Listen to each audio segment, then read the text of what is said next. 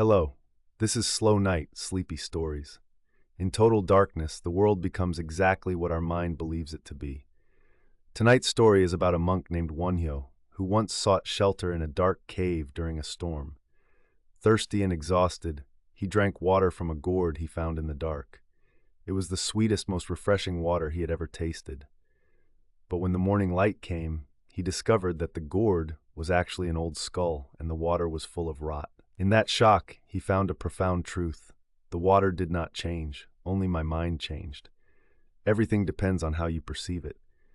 Tonight, if there are worries clouding your mind, remember that they too can change based on how you see them. In 5 minutes, the screen will fade to black. Let the visible world disappear. Hold on to only one thought: I am safe and I am at peace. Why I wrote this novel, Venerable Wonhyo is one of the greatest figures produced by our nation. He was not only a scholar who left an indelible mark on human culture alongside Buddhism by authoring the Hwayom-gyong-so, commentary on the Avatamsaka Sutra, Daesung Gisen Ron-so, commentary on the Awakening of Mahayana Faith, and Gomgang Same-gyong-so, commentary on the Vajrasamadhi Sutra, but his Mu'e-heng, unhindered action, served as a living example for Buddhists in our country. However, I did not choose him as the title of my novel simply because he was such a great man. As a great figure, he could be better explained or praised through biographies or other writings than through a novel. The reason I chose Venerable Wonhyo as the protagonist of my novel is that he is someone who draws my heart. I discover myself in his strengths and also in his weaknesses. Looking at this, he seems to possess the most representative characteristics of our nation. Whenever I think of Venerable Wonhyo, I see a figure who is tall, has clear eyes, ties his coat strings loosely, wears his hat tilted forward, and walks with a swaying, leisurely gait. This is the appearance of a Silla Hwarang, and until recently was the representative look of our ancestors. I miss that appearance dearly. It is a broad-minded look, like the sky, free from all greed and the desire to harm others. It is an image that is unblocked and unhindered. Venerable Wonhyo possessed this traditional character of our nation and further polished and brightened it through the Avatamsaka Sutra. Despite my lack of skill, I intended to try and depict such a Wonhyo. According to the Life of Wonhyo, written by a Chinese author, it says, "Born with extraordinary talent. He did not follow a single teacher. His traces were never constant. His way of teaching was not fixed. He moved according to circumstances. He had no fixed regulations at all." It even praised his supernatural freedom, saying, sometimes he manifested his form in several places, or vanished in the 6 directions. He was excellent at writing, speaking, swordsmanship, strength, and agility. He played the Geomungo well, sang well, and enjoyed life, making him the foremost among the Hwarang. Already in his 30s, he was famous in the Tang dynasty as an Avatamsaka scholar. After he had a relationship with Princess Yosok, the daughter of King Taejong Muyol, and fathered Sol Chong, he called himself a broken priest, Pagesong, and dressed as a layman. He went everywhere, beating a gourd, acting like a beggar, chanting Namu Amitabha, and dancing joyfully. Thus it is written, he always carried this. Through thousands of villages and 10,000 hamlets, he sang and danced, making even the poorest folk recognize the name of Buddha and follow the path of Namu. Wonhyo's influence was truly great. Of course, Wonhyo's true face does not lie only in these things. As a citizen, he was a patriot, and as a monk, he was a high bodhisattva. The great vow of a bodhisattva to save sentient beings is not forgotten or lost at the time of birth or death, so how could it be forgotten at any other time? All actions of a bodhisattva are acts of compassion. They are for the sake of sentient beings.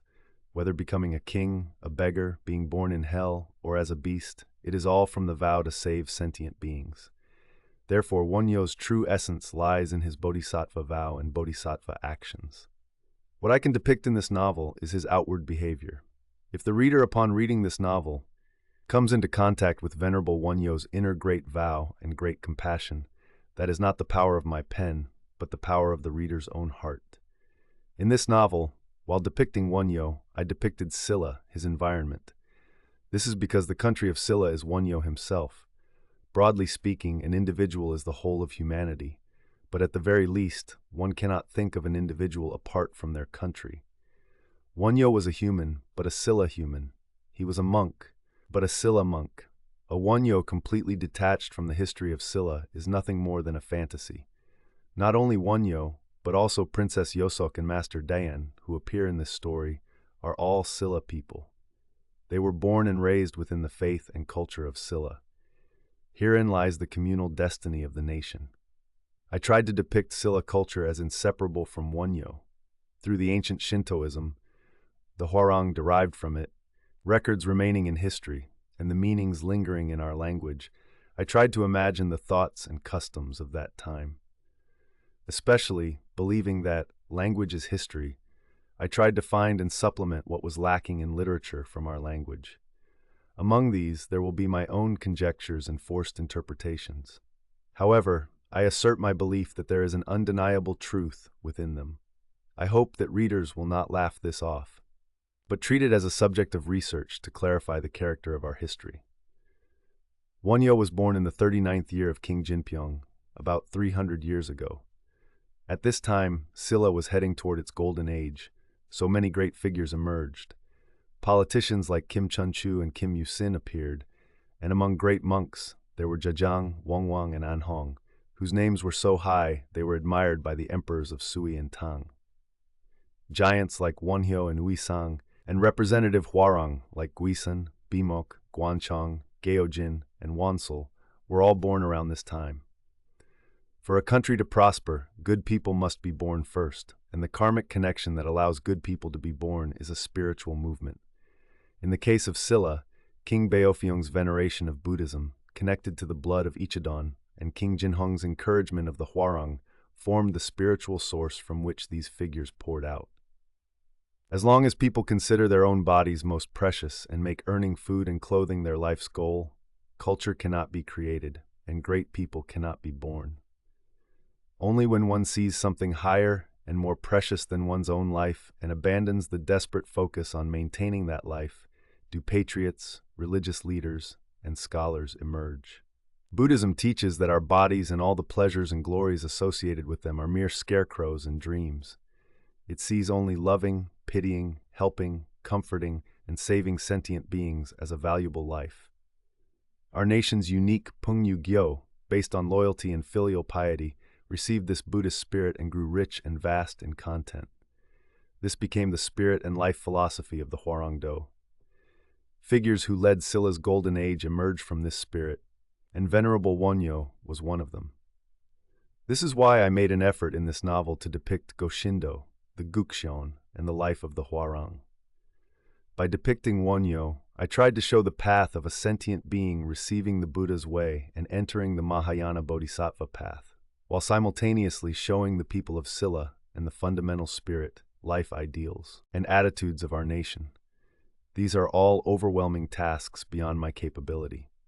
The reason I attempted it anyway is that I missed the image of our nation, which I caught a glimpse of, so much that I could not endure not trying to draw it. I see our nation as incredibly longing and beautiful.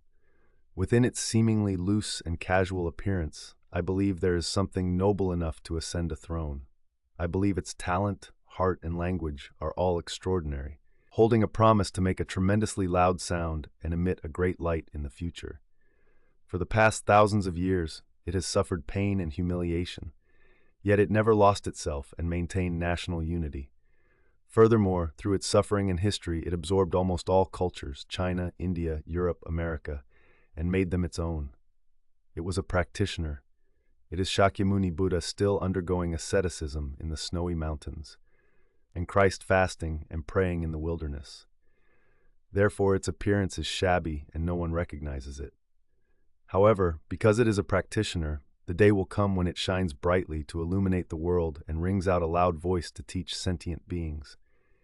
Even if it is humiliated everywhere now, today the highest glory is prepared for it. Venerable Wonhyo, who went around beating a gourd while acting like a beggar, is a symbol of our nation.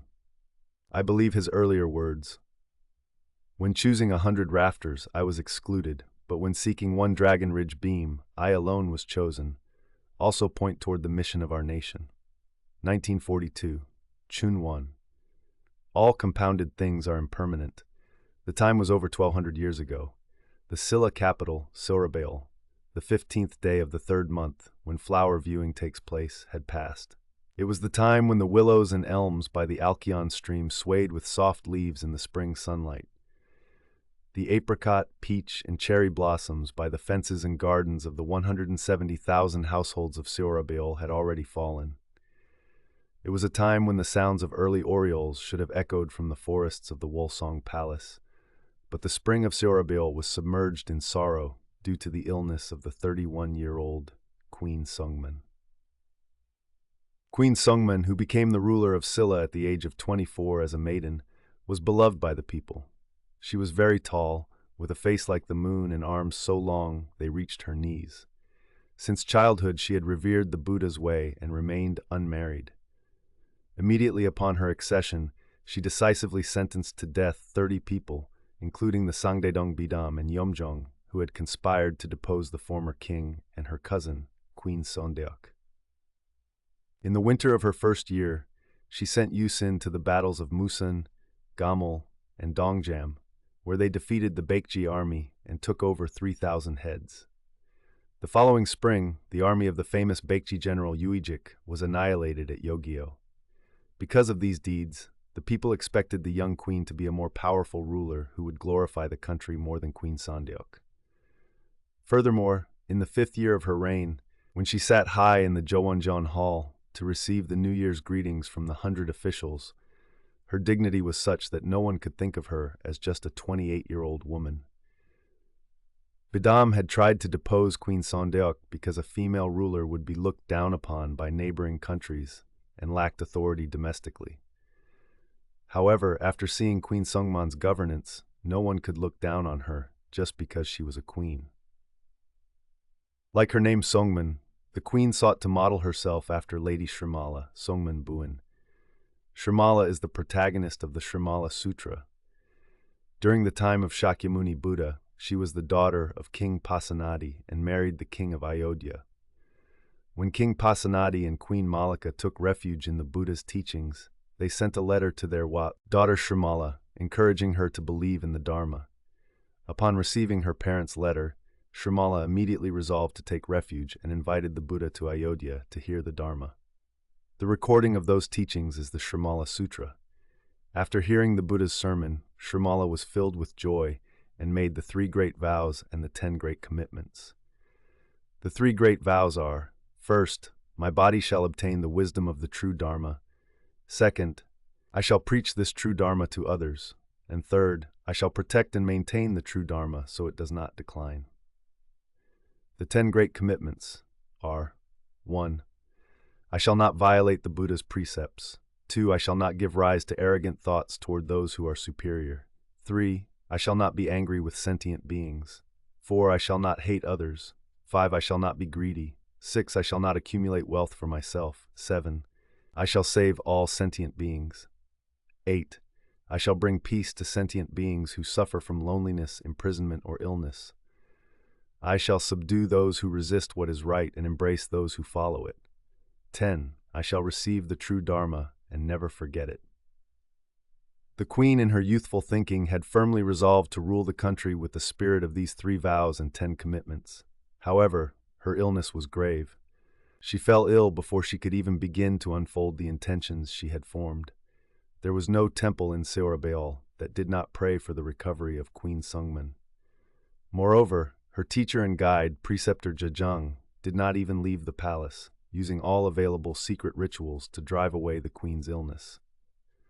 At Bunhuangsa Temple, where Wonhyo had been writing his commentary on the Avatamsaka Sutra for 8 years, there were daily prayers for the recovery of the beloved queen.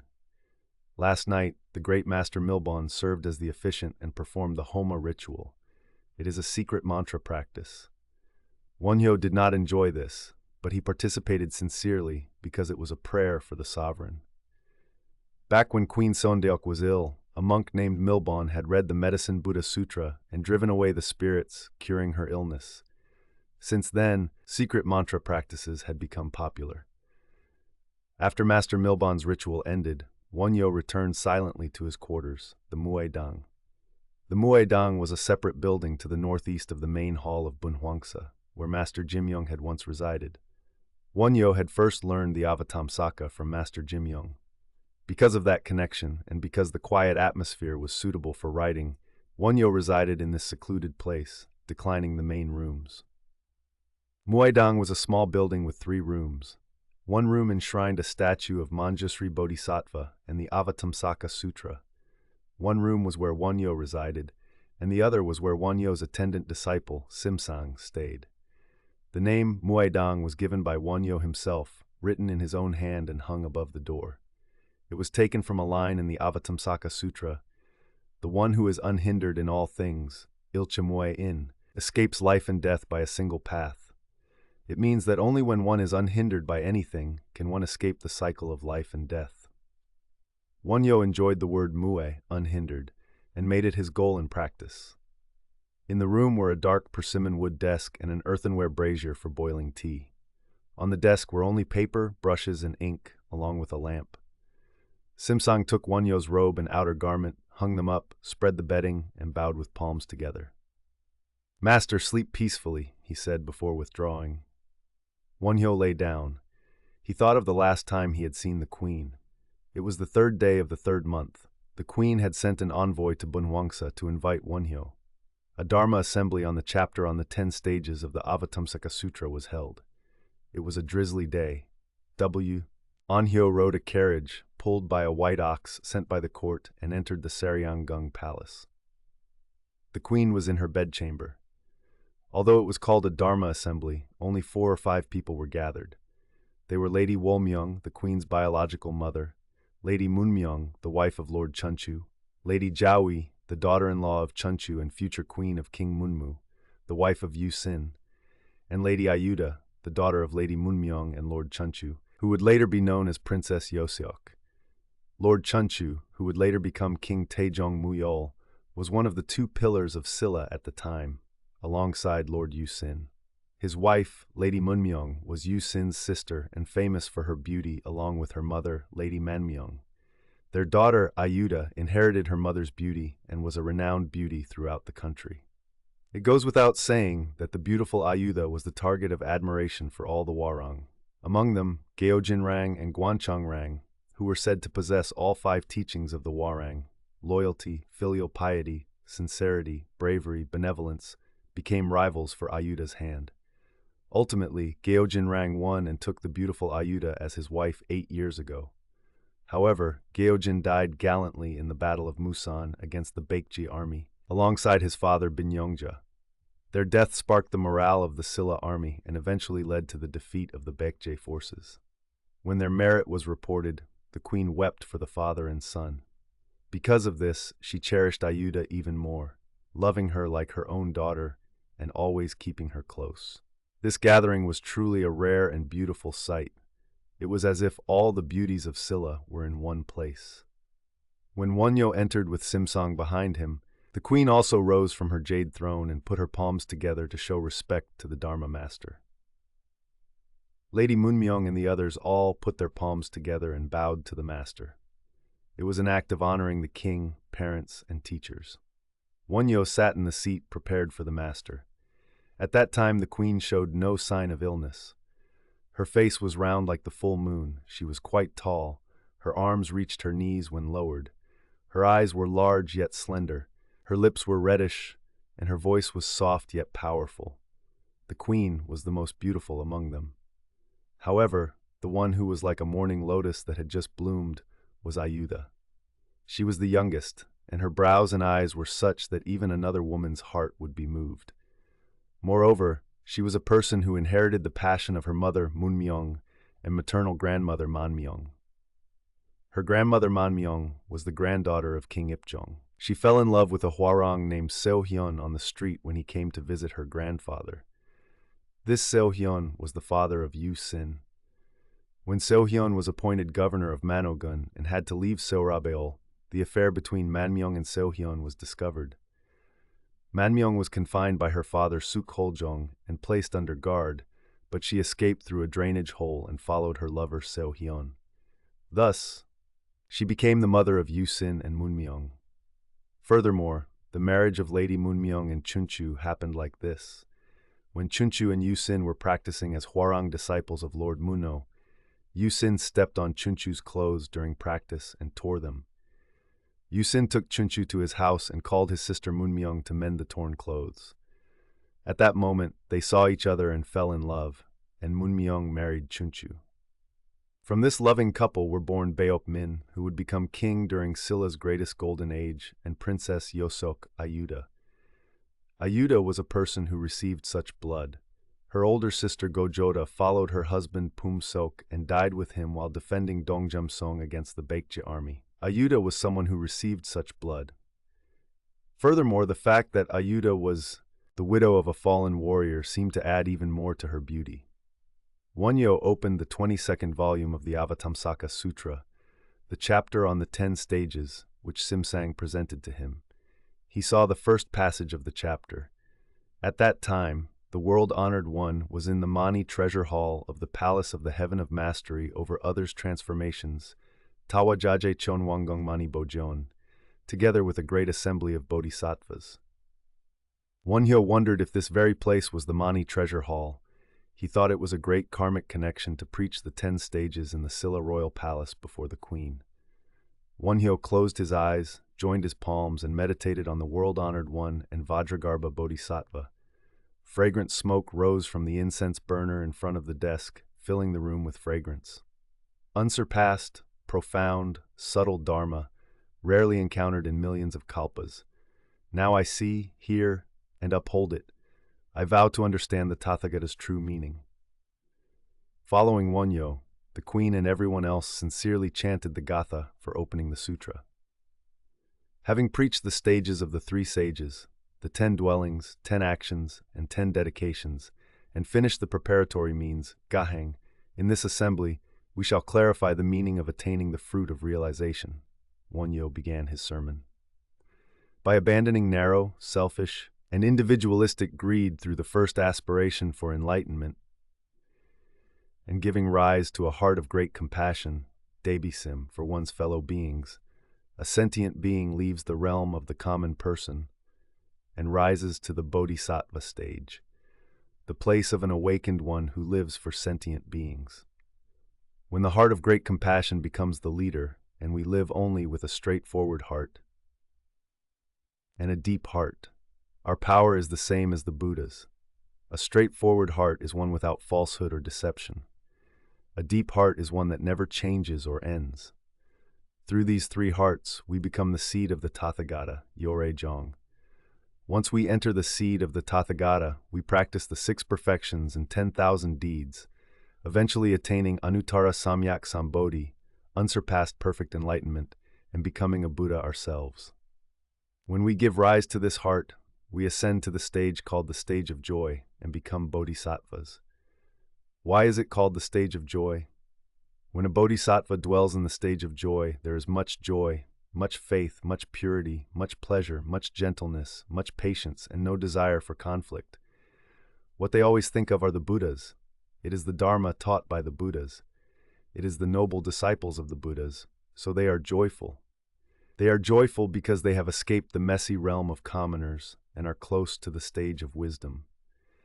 They are joyful because they have cut off all evil paths and become a support for all sentient beings. They are joyful because they always see the Buddhas. They are joyful because the realm of the Buddhas manifests in their hearts. They are joyful because they enter the number of all bodhisattvas. They can distance themselves from the fear of not being able to survive, the fear of death, sa, the fear of falling into evil paths, ta'akto, and the fear of the power of the great assembly. Then Wonhyo raised his voice slightly.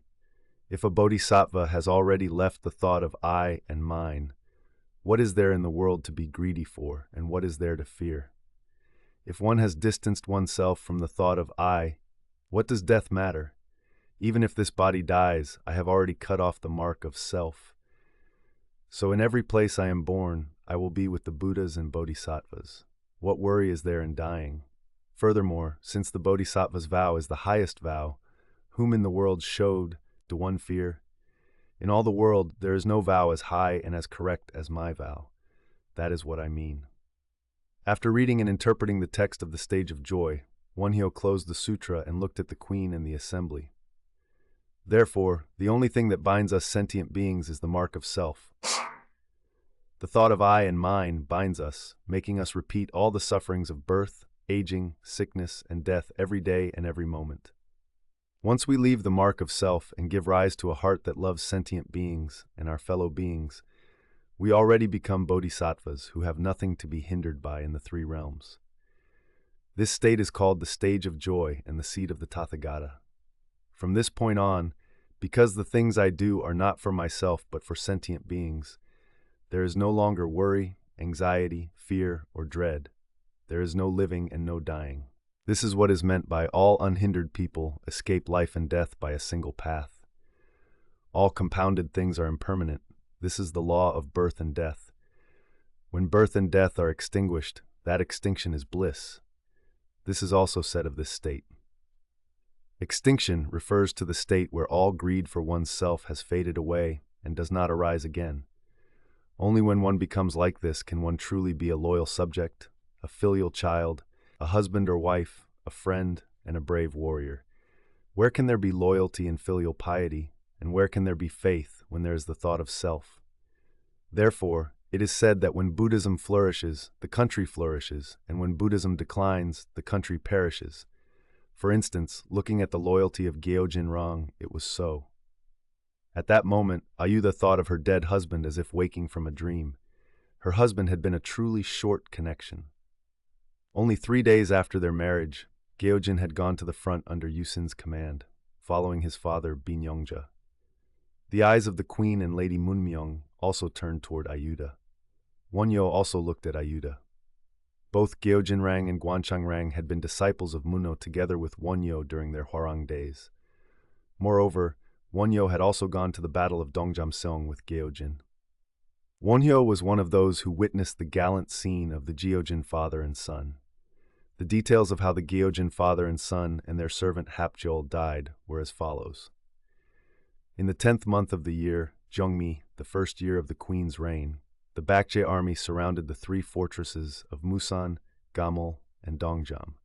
The queen sent Yusin to block this with 10,000 combined infantry and cavalry. However, the power of the Baekje army was strong, as they had famous generals like Yujik and Gyebek. The Silla army suffered many losses and faced a situation where they had to retreat. The Silla soldiers lost their will to fight. Yusin asked Wonhyo for a person who could overcome this situation. Wonhyo recommended Binyongja. Yusin called Binyongja to where the other staff were gathered and said, "The situation is urgent now. Who but you can come up with a good plan to inspire the hearts of the soldiers?" and offered him wine. Upon hearing Yusin's words, Binyongja rose, bowed twice, and said, "Though there are many other people, you entrust this task to me alone. You have recognized me, so I shall repay this grace of yours with my death." He then withdrew from the camp and called his servant Hapjeol. "Today I will die for the country above and for my friend below." Though the camp officer, Gyojin is young, his sense of loyalty and filial piety is strong, so he will surely try to die following his father. If both father and son die, who will the family depend on? Therefore, you must take my bones and return home with Gyojin to comfort the heart of the old lady. Having finished speaking, he charged into the enemy lines with his spear, killed several enemy soldiers, and died in battle. See, in this, Gyojin immediately tried to mount his horse and charge toward the enemy lines. Hapjeol held the horse's reins and stopped him. "Young master, you must not. The late general commanded me to return with you and comfort the old lady. As a son, can it be called filial piety to disobey a strict command and betray the love of the old lady?" And he did not let go of the reins. Gyojin said, "Can it be called filial piety to live a meager life even after seeing your father's death?" Then drew his sword, cut off Hapjeol's arm, charged into the enemy army, fought, and died. Seeing this, Hapjeol said, "Since both my masters have died, why should I live?" and also charged into the enemy lines and died fighting with one arm. The Silla soldiers, seeing these 3 people die, were moved and competed to charge into the enemy lines, finally defeating the Baekje army and taking over 3,000 heads. Yusin grieved greatly and buried the three bodies with honor. When Queen Sungman heard this, she shed tears and had the three bodies buried together at Mount Banjisan and gave great rewards to Binyongja's family and relatives. This is the record of Gyeojin. Therefore, when Wonhyo spoke of Gyeojin, the Queen, Lady Munmyeong, and Ayuda all recalled the events of 8 years ago. Wonhyo remained silent for a while, then said, "Originally, the true face of the Buddha's way lies in abandoning the mark of self, that is, the thought of I. What is I? It is this body that will age, this body that will fall ill, this body that will die, and this body that will rot away. No matter how much you wrap it in silk and nourish it with delicacies, this body is destined to disappear sooner or later. However, is that all? Through the 5 desires of this body, one commits all sorts of sins that torment oneself and others, and for countless kalpas, one receives the retribution of hell, hungry ghosts, and animals. Then what shall we use this body for? We must use it to be loyal to the king, to be filial to our parents, and to help pitiful sentient beings. It is like using oil to light a fire to brighten the dark world. This is the Buddha's way, and this is Bodhisattva action. Do you practice the Buddha's way to obtain blessing for your own body? Such a Buddha's way cannot exist. If hoping to be reborn in the Western Pure Land of ultimate bliss is for the comfort of one's own body, that is a false path, and not the Buddha's way. The place where those who wish for their own comfort will return is precisely the 3 evil paths." At this point, the Queen's eyes sparkled. Wonhyo stopped his Dharma talk and chanted the 4 great vows, Soan. Sentient beings are boundless. I vow to save them all. Afflictions are endless. I vow to cut them all. Dharma doors are measureless. I vow to learn them all. The Buddha's way is unsurpassed. I vow to attain it. The Queen and everyone else also chanted along. "Hearing the great master's Dharma talk, I have truly obtained an unprecedented joy," the Queen said, joining her palms, and the others bowed to Wonhyo so low their foreheads touched the floor in gratitude. Wonhyo had matured since 8 years ago when he first preached the Srimala Sutra, when Queen Sungman first became king, and the Queen had also matured. Although the Queen was not much over 30 in age, she was inherently mature, and having been on the throne for a long time made her even more so. The Queen offered tea and things like honey-preserved sweets from the Tang dynasty to Wonhyo. "Everyone, eat. Ayuda, you eat too." Thus the Queen spoke as if she had briefly forgotten she was king. "This tea is Han tea," she added. At that time, envoys traveled every year between Silla and Tang, and foreign students and merchants visited frequently, so there was nothing Silla did not have if it was in Tang. Moreover, the Tang court sent various rare gifts every year. After drinking tea, people's moods relaxed somewhat. The extreme solemn niddy of listening to the Dharma talk dissolved, and they returned to being men and women, being human. My desire to frequently receive the great master's teachings is sincere, but I am always busy with myriad affairs of state, and although the master is a teacher and I am the king, there are distinctions between men and women that I could not but be wary of. Amidst this, for some reason today, I felt I absolutely had to see the master, and so invited you. Having heard the master's Dharma talk, it feels as if the 4 elements and 6 dusts have all become pure. It is all the divine power of the Buddhas and Bodhisattvas and the master's spiritual power. In the Queen's face as she spoke these words, there was even a womanly shyness. "Through the grace of your majesty, we too," Lady Munmyeong said, prostrating herself and looking up at the sovereign. Strands of white hair could be seen in the lady's hair. Wonhyo only listened with his eyes cast down. Another round of tea passed. The rain fell harder and the wind blew, making the sound of the wind chimes chaotic. "Oh, the wind and rain are considerable," the Queen said, turning her head toward the south window, and a court lady dressed in Tang fashion, sensing the sovereign's intent, opened the window. Everyone's eyes turned toward the falling rain and the Namsan mountain, which looked white and hazy because of it. The Queen gazed at the rain slanting in the wind for a long time and listened to the sound of the chaotic wind and rain, then smiled faintly. "The flower blossoms left on the branches will all fall this day due to the wind and rain," she lamented. The Queen was also a sensitive poet. The poem the Queen sent to Emperor Taizong of Tang was famous even in Tang. Therefore, all compounded things are impermanent, Lady Munmyong echoed the queen's words. Lady Munmyong was also one who composed and sang songs and knew Pengyu. Her husband Chunchu and her brother Yusin were both renowned hwarang. Among the training subjects of the hwarang, Pengyu, such as song, music, and dance, were major ones. It was a matter of course for a sister or wife to keep time on the Geomungo when a brother or husband was moved to dance. Wonhyo, of course, originally a hwarang, also knew that much Pengyu. "It is chilly. Close the window," the queen commanded. She felt an unusual chill and a fluttering in her heart. She asked for another cup of hot tea and drank it, yet the trembling inside did not subside. "Is your Majesty's health uncomfortable?" Lady Munmyong asked, as the queen's complexion had changed.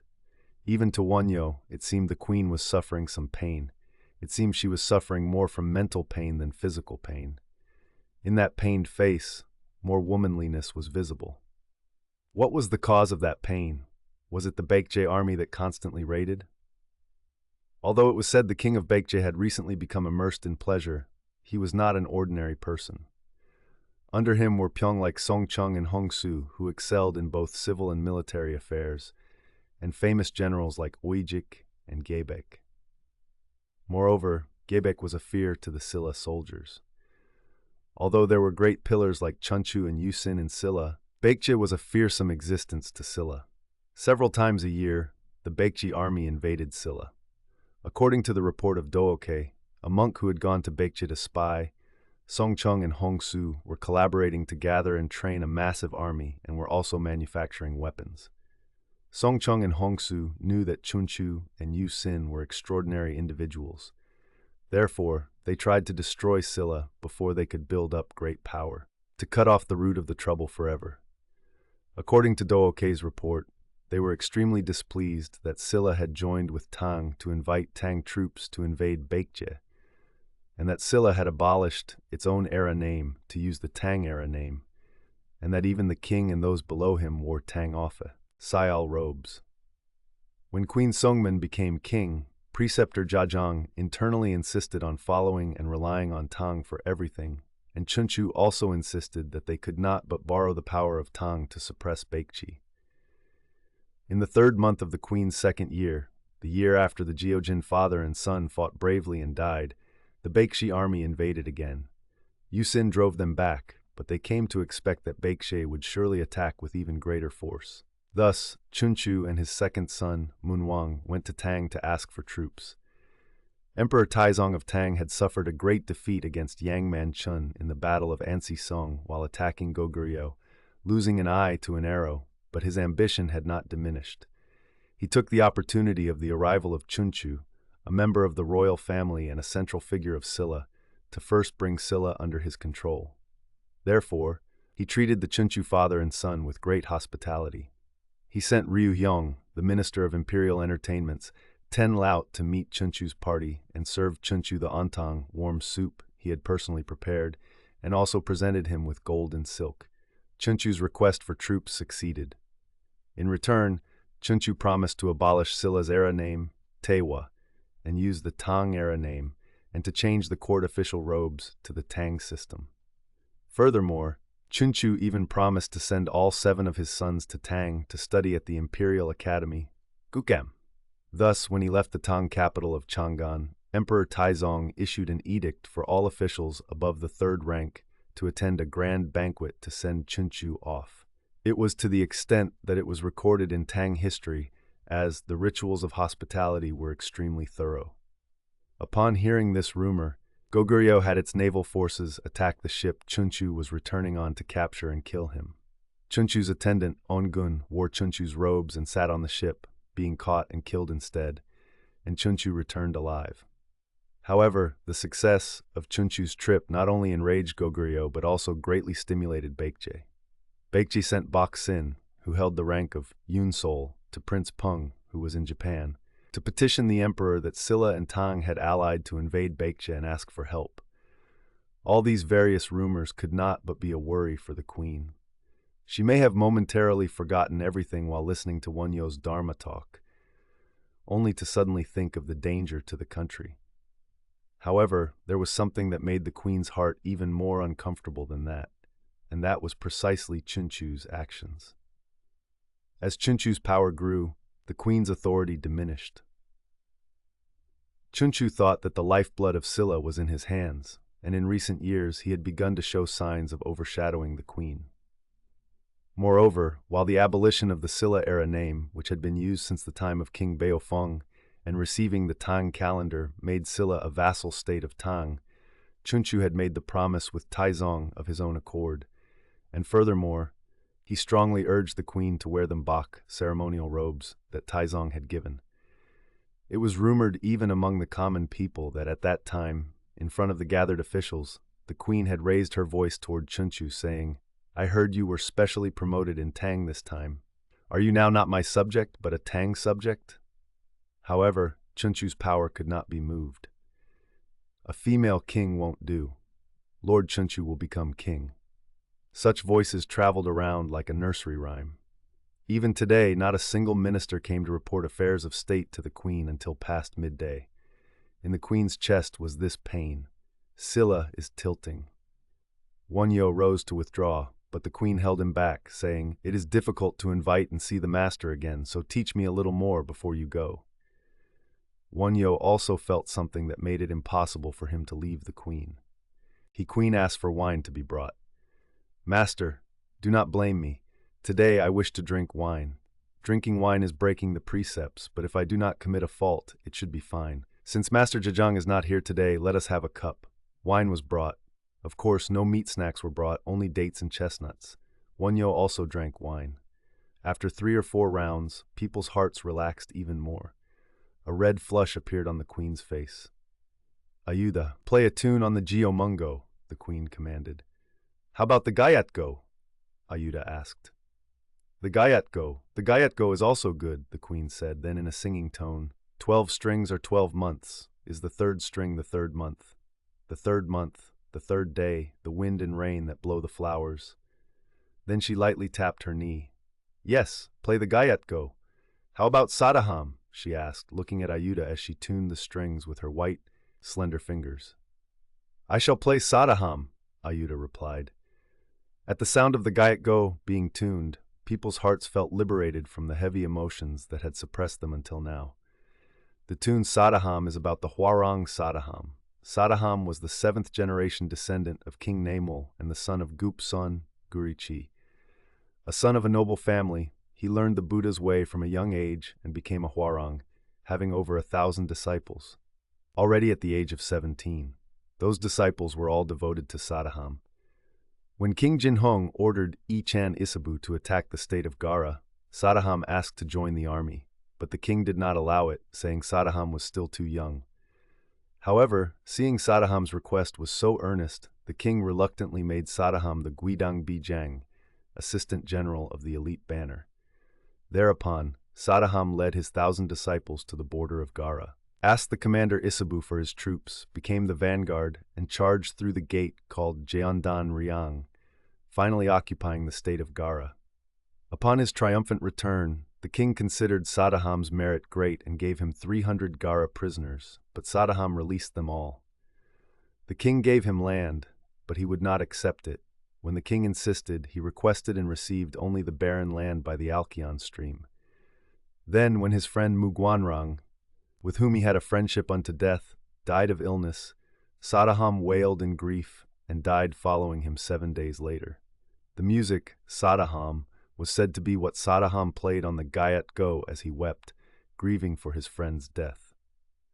Ayuda finished tuning and began to play the Sadaham tune. She based it on the grand sounds of the 1st, 2nd, and 3rd strings, mixing in the heart-rending sounds of the 11th and 12th strings. The true friendship of a loyal warrior. That sound caused tears to well up in the eyes of the listeners. Ayuda finished the tune and took the Gayatgo off her knees. Then she covered her flushed face with her sleeve. Tears were flowing. "Sadaham died even for a friend, but I could not follow my husband," Ayuda felt. "Ayuda," the queen called. "Yes. Do not weep. I am unworthy." "Master, Ayuda is shedding tears thinking of her late husband, Geojinrang. Is Geojinrang not someone to be compared to Sadaham?" she asked, looking at Wonhyo. "It is so. Gyojin Rang and I learned military arts together under Lord Muno. Gyojin was excellent with the spear. The way Gyojin Rang fought at Gamel was truly so brave it could move the gods to weep. Wonhyo spoke in praise of Gyojin as if to comfort Ayuda. I heard that you also fought bravely at that time, Lady Munmyung said. No, I only brought back the bodies of my friend Gyojin Rang and his father.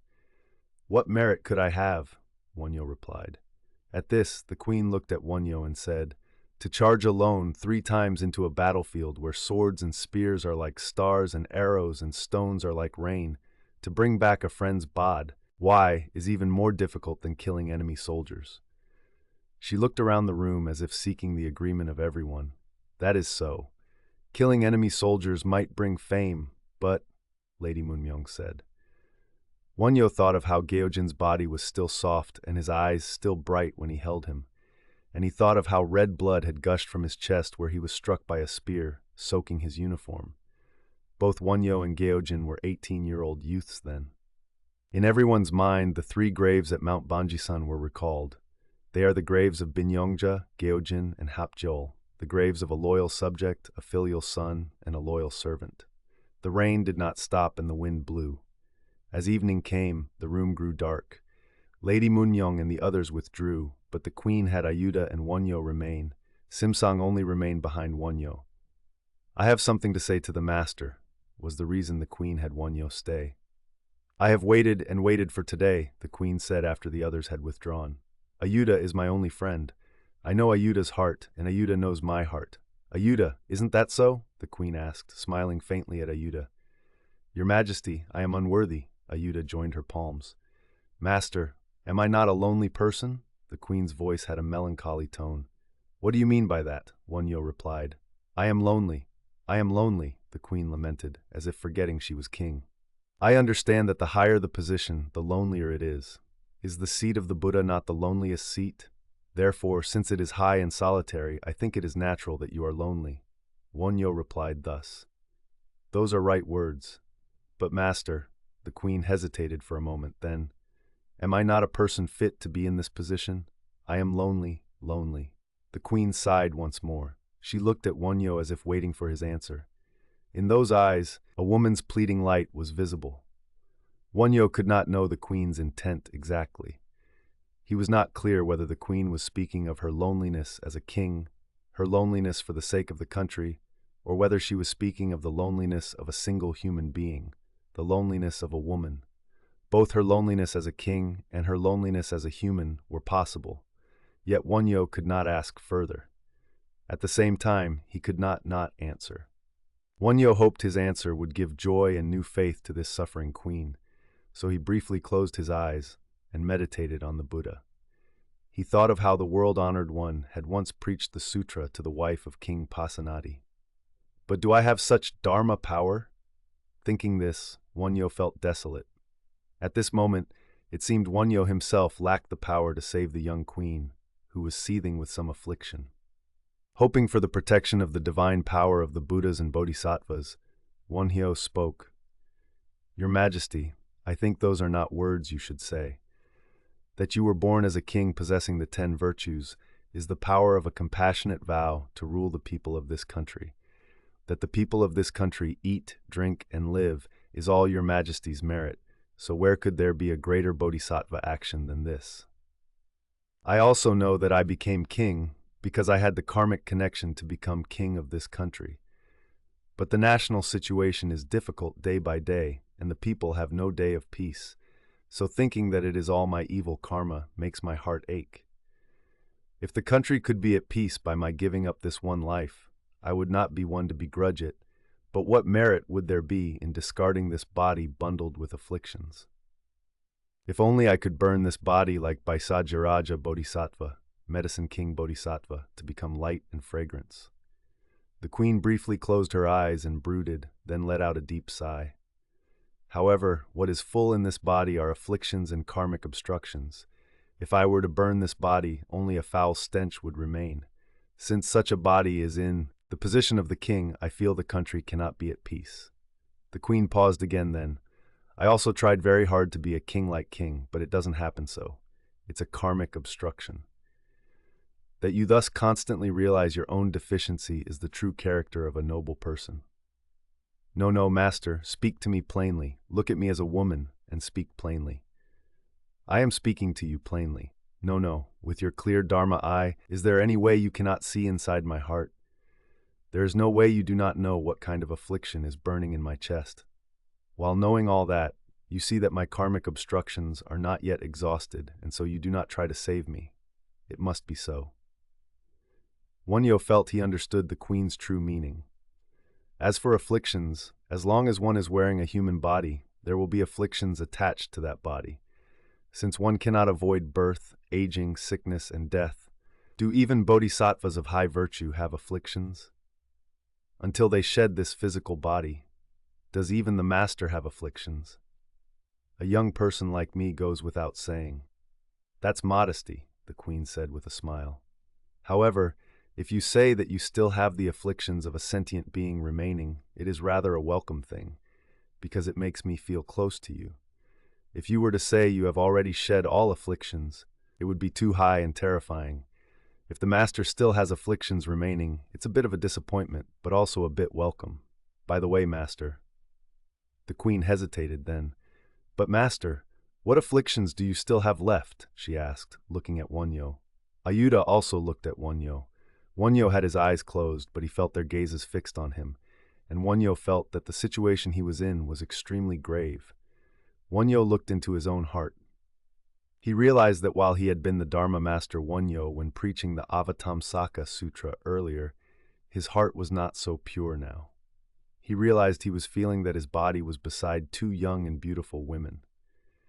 He realized the sky of Wonhyo's heart was not a clear sky like an autumn dawn sky, but a sky with a haze like a spring sky when flowers bloom.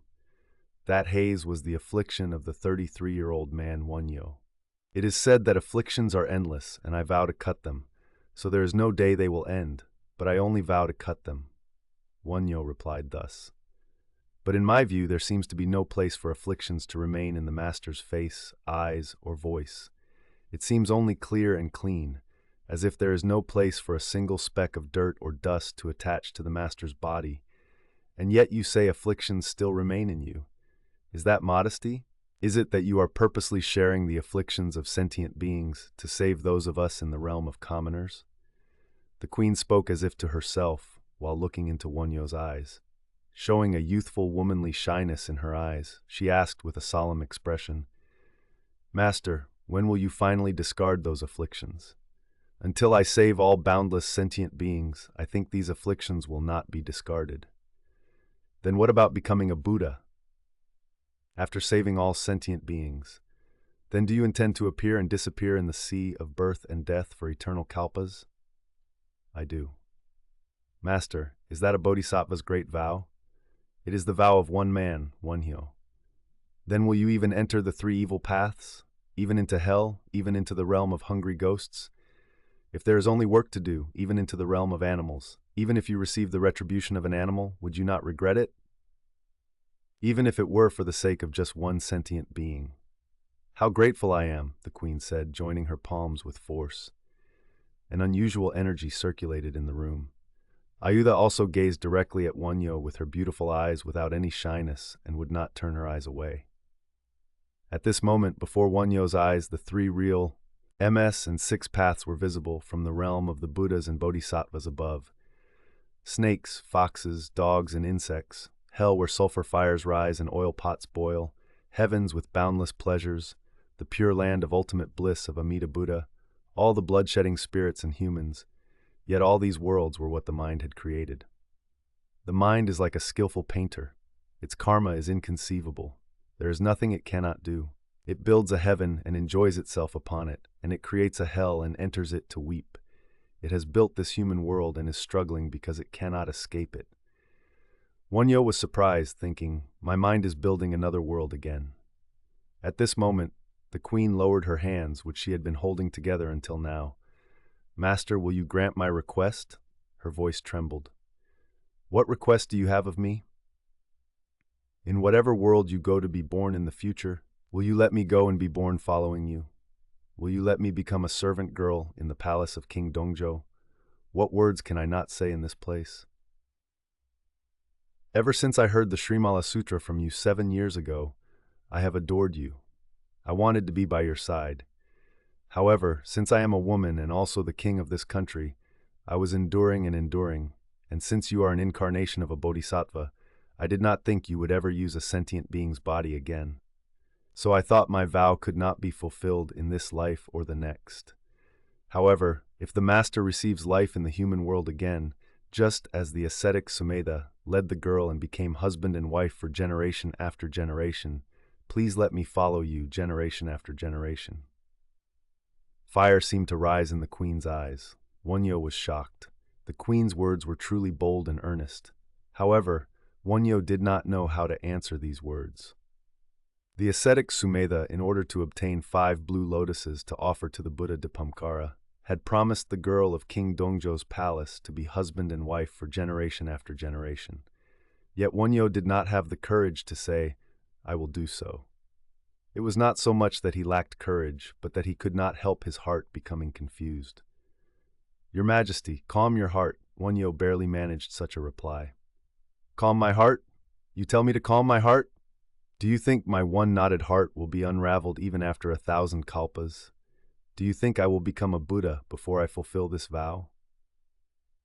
I thought I was in my final body and would not enter the sea of birth and death again, but the more I think about it, the more unfinished connections I have, and my unfulfilled vows are like Mount Sumeru." Sumedha and the girl became Shakyamuni Buddha and Lady Yasodhara through 36 returns. But without your Dharma power, I have no way to escape birth and death even through hundreds of millions of returns. I feel I cannot cut this unfinished connection until I have been a wife and a mother countless times. Master, have pity on me and take me.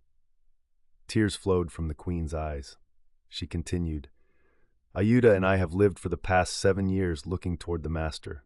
When I saw Ayuda adoring the Master, I sometimes felt jealousy, but that is all karma. Love is karma, and hate is karma."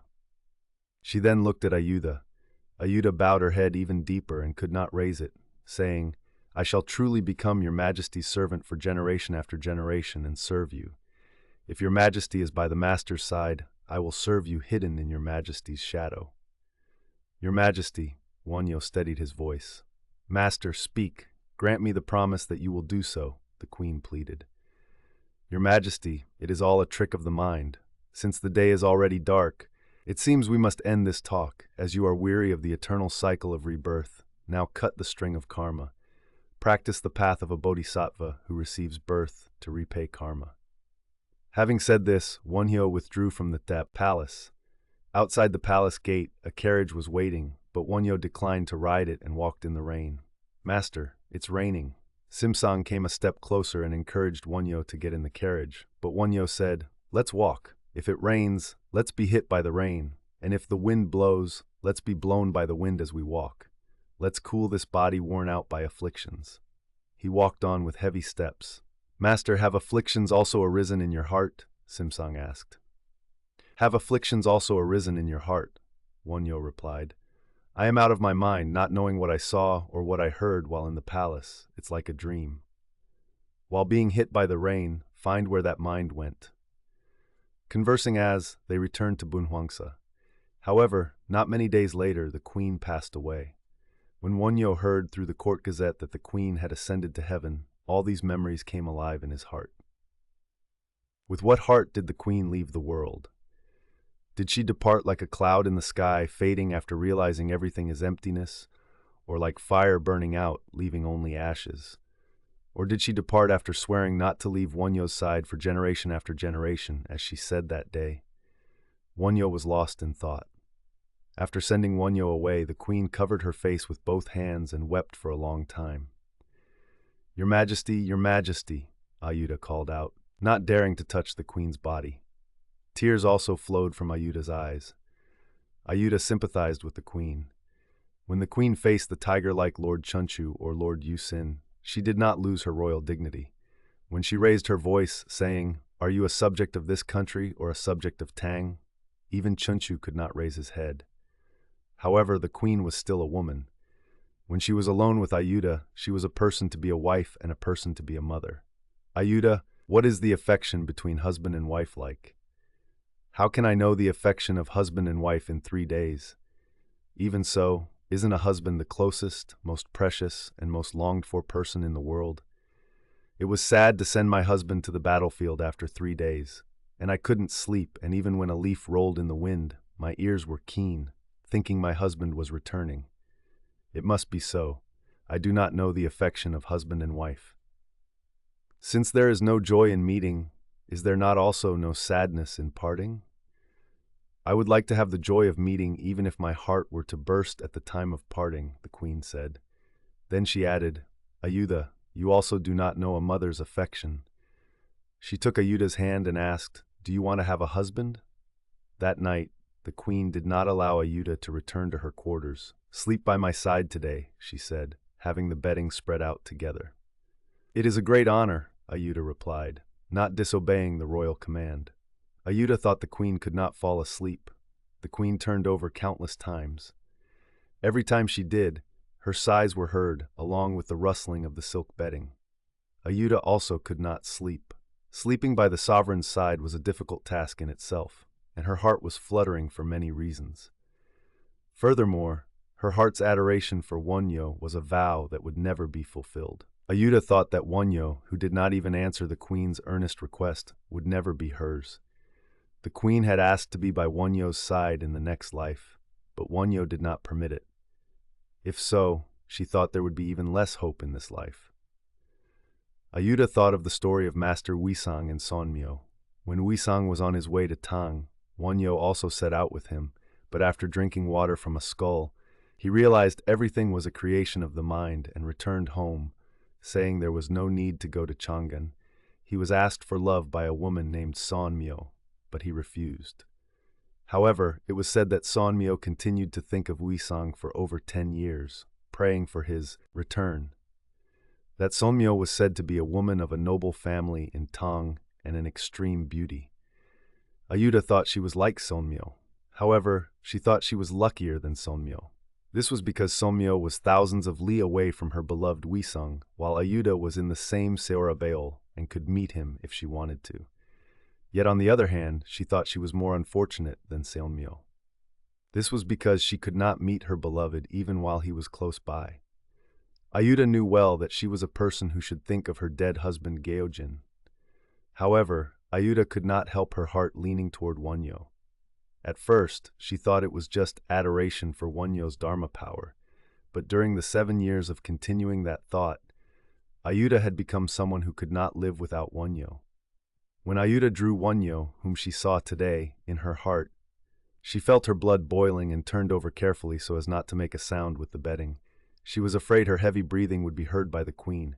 Ayuda felt her breath becoming even shorter and her head felt dazed. At this moment, Ayuda, are you awake? The queen turned toward Ayuda. Yes, I am not yet asleep. Why? Are you unable to sleep because you are thinking of Wonhyo? Your Majesty, I am unworthy. As I thought, the queen said, reaching out her arm and taking Ayuda's hand. Ayuda, knowing the queen's intent, raised her hand and placed it in the queen's. The queen's touch was like fire. Your Majesty, your hand is hot. My body hurts. Shall I call the royal physician? No, when it gets light. Earlier you were exposed to the wind and said it was cold. Ayuda raised her body from the bedding. It should be nothing. Your eyes are red. Are my eyes red? Yes, I was weeping, the queen smiled faintly. Why were you weeping? Ayuda, hold my hand tight once. It is a great honor. Tighter. Ayuda knelt and respectfully held the queen's hand tight with both her hands. The queen's hand was soft, as if it had no bones. Slender, long, white fingers. Ayuda thought it was a hand that had never touched anything dirty in its life. Thank you. Holding my hand tight like that makes it feel as if my loneliness is being relieved. Your Majesty, why do you speak such sorrowful words today? When an evil person's heart becomes clean, tears flow. It's said a woman's tears flow much when she resents, but my tears now are not tears of resentment. They are tears of repentance. If I die before these tears of repentance dry, I will not fall into evil paths. A king's tears should only be shed for the country and the people, but now my tears have nothing to do with our country. Even if I die now, who would weep for me? Will not all the people of Silla weep? There might be people among the Silla folk who weep. However, during the 8 years since I became king, I have done nothing well. I defeated Baekje twice, but could not cut off the future trouble from Baekje, and have not yet taken Nangbisong of Goguryeo, and I abolished the laws passed down from my ancestors and knelt before Tang. Thinking about it, everything is just mistakes. Furthermore, my ode to great peace, sent for the celebration of the founding of Tang, will remain a laughingstock for generations to come. That was also because of Jajang, and because of your father. Ah, I am thinking of resenting others again. This is a woman's heart. Since I am the king, it's all my doing. Why resent others? No matter Jajang or your father, if I, the king, had said I wouldn't do it, that would have been the end. Isn't that so? What I mean is just this. The first part of that ode to great peace was written by me. That was natural. Since that country was newly founded, such good words were fine. But things like, those among the outer barbarians who disobey commands will be cut down and destroyed, receiving heaven's calamity, or 5 and 3 form one virtue, illumine, ating our imperial house of Tang. Could I have said such things? I don't know about up to. The 4 seasons harmonize the jade candle, and the 7 stars patrol the 10,000 directions. But things like outer barbarians who disobey commands, or illuminating our imperial house of Tang, were those things to be said? At that time I was still young, and so I left a laughingstock for 1,000 years. But your father has now become someone who is either a Silla person or a Tang person, and it's uncertain what will happen once I die. Your father will surely be waiting for me to die soon, but... Your Majesty, Ayuda did not know what to say. The queen's illness became graver day by day. She seemed resolved to die, as she did not take the medicine given by the physician and almost completely stopped eating and drinking. Beside the queen, other than the court ladies, Ayuda served her. The queen clearly showed a look of displeasure toward Jajang. Jajang was already an old monk over 70. Nevertheless, Jajang came to the palace every day. In the event of her unfortunate passing, who would succeed to the throne was a question in the palace, the capital, and among the general populace. The queen made no expression of her will. Would it be General Alkion, Lord Chunchu, or Chunchu's son Beupmin? These 3 were the most likely candidates. There were those who spoke of Ichan Pumil, the father of Guanchangrang, but he could not compare to Chunchu in terms of reputation or power. Alkion was called Arane. He held the highest position at the time in terms of merit and seniority. As a subject left by King Jinpyong together with Yusin's father, General Yongsu, he greatly defeated the Baekje army at the Battle of Doksansong in the 5th year of King Seondeok, and defeated the Goguryeo army at the Battle of Chiljeongsong in the 7th year, receiving the trust of the nation. Furthermore, Alkion had no private greed and his character was high, so the people admired his virtue greatly. Queen Sungman also trusted Alkion and made him the Sungden at the beginning of her reign to take charge of affairs of state. However, Alkion was only a renowned general with virtue, not a politician, so he let Chunchu do as he pleased. The queen called the Sangdaedong Alkion to her bedchamber.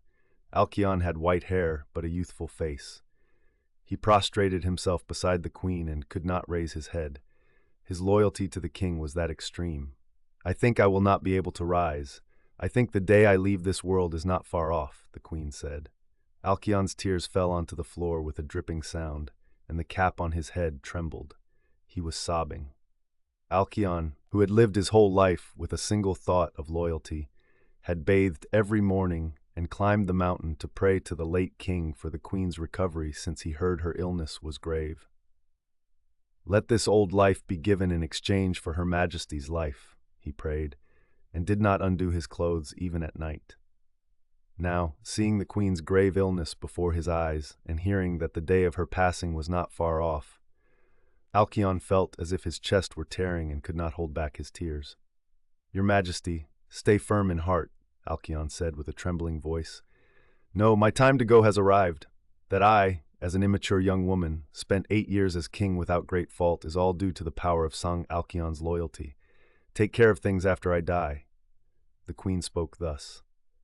Alkion did not know what to say and could only bow his head. The queen spoke again. Goguryeo and Baekje are both eyeing our country, so there seem to be many difficult things ahead for the nation. Chunchu tries to destroy Baekje and Goguryeo by borrowing the power of tongue. But since this is like calling in a stranger to strike one's brothers, I did not permit it. Rather, I think it would be better to send envoys to Baekje and Goguryeo to speak of reconciliate, Ion, and for the three countries to gather in one place and make a covenant. By no means bring Tang troops into this land. Such was her final decree. Those are right commands. However, after your Majesty's passing, what should be done about the succession? Alkion asked about the most central issue, the succession to the throne. To Alkion's question, the queen said, "Since I have no son and no daughter, choose the one with the highest virtue among the to succeed the nation. Do as you, Chan Alkion, think best." The queen's hope was to pass the throne to Alkion. However, she knew Alkion would not listen. This was because Alkion was humble. On the other hand, Chunchu would try to ascend the throne no matter what. The queen surmised that if she passed the throne to Alkion, blood would surely be shed. Chunchu would become king even by using force. Thinking thus, the queen gave up the idea of abdicating to Alkion. Instead, she called Alkion and the other ministers and said, "Since it is uncertain when my illness will be cured, until then, let Ichan Alkion act as regent." This was to make Chunchu listen to Alkion. As she shed her responsibility for state affairs in this way, her body felt lighter, and there were many times when she was alone with Ayuda. One day, the queen had this conversation with Ayuda. "Ayuda, yes, when did you last see your father?" "I met him yesterday as well." "How was he?" "He is always worrying about how your Majesty is. Yesterday as well he bathed, purified himself, and entered the shrine to pray that your Majesty's illness be cured quickly. My mother went to Bunwangsa and offered a Buddhist service." "To Bunwangsa?"